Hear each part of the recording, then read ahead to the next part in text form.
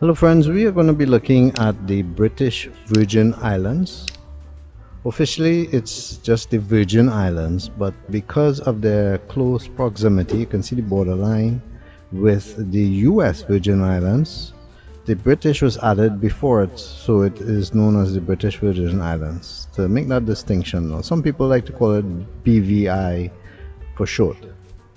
Now the British Virgin Islands is right in the Caribbean, but it's an overseas territory of the United Kingdom, so therefore it's defended by the United Kingdom. So whether you are from another country or not, the same procedure would be needed as though you were entering British territory. Now the British Virgin Islands is largely a tourist attraction. About half of the GDP comes from tourism, but the other half also comes from the financial services they offer. It's a very beautiful place, and as you can see from some of the images here, it's worth taking the trip if you can. Now there are many islands that make up the British Virgin Islands, but the main central island, and the biggest one of that, is Tortola. And Tortola also has the biggest population.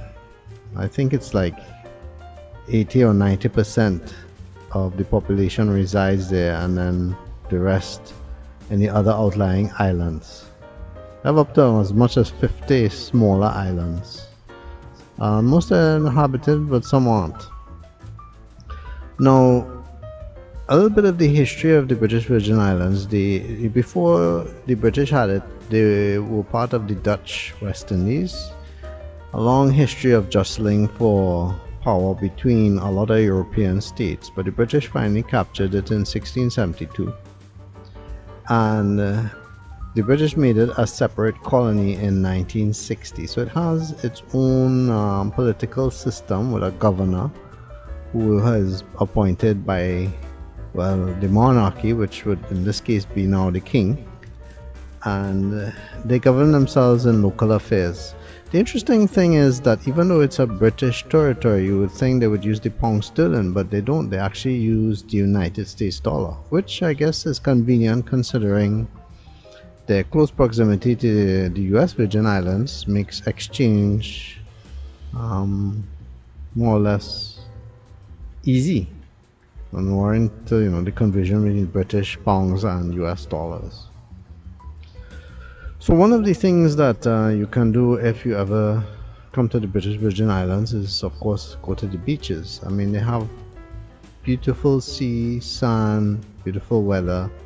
The only thing you would have to look out for is hurricanes. Now, we know there's a lot of talk about global climate change and how global warming is causing the temperature in the sea to rise, and therefore causing greater number of hurricanes and a greater magnitude of strength of those hurricanes. And so hurricanes do pass through the British Virgin Islands, and they can cause devastation.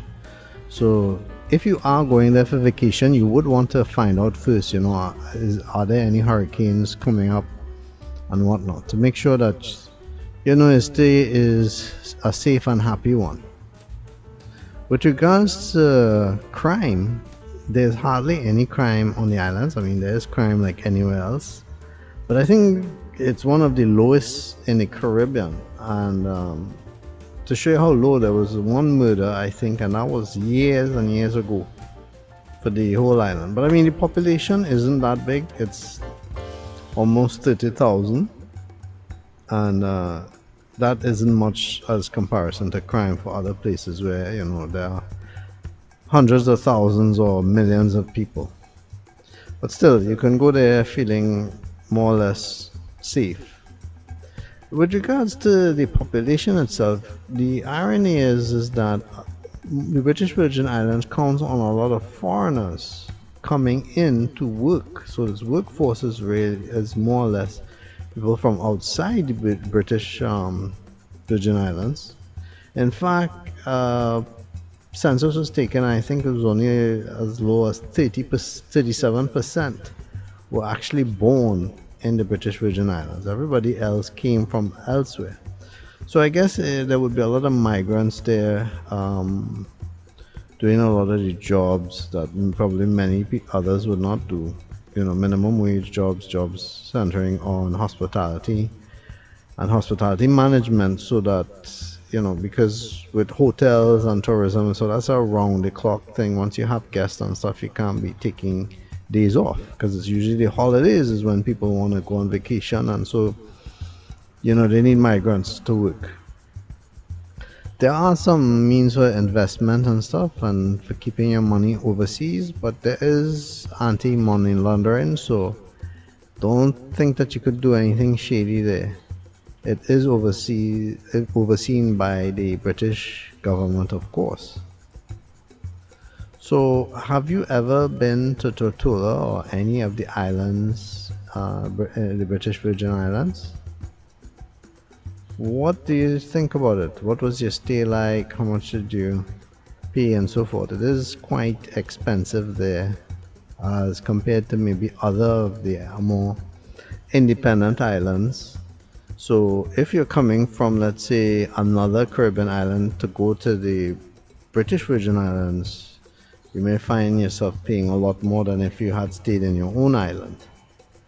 That's another thing you can compare. If you were brave enough to do that, feel free to tell us in the comments area of this video. I would like to hear more about it. One of the reasons for that cost increase too is probably because a lot of the things that the British Virgin Islands count on, like food, vegetables, fruits and whatnot, are actually not grown on the island but are imported. So they import a lot of stuff.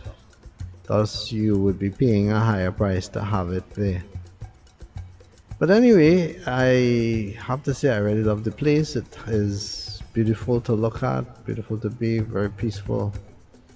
Tell me what you think. I would like to hear more of you, and if you haven't subscribed, please do so. Just hit the subscribe button. It's free.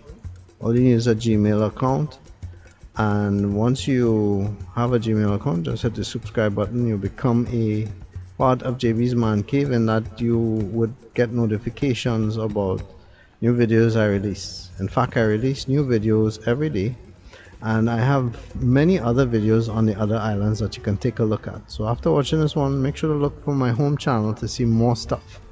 Thanks so much for watching.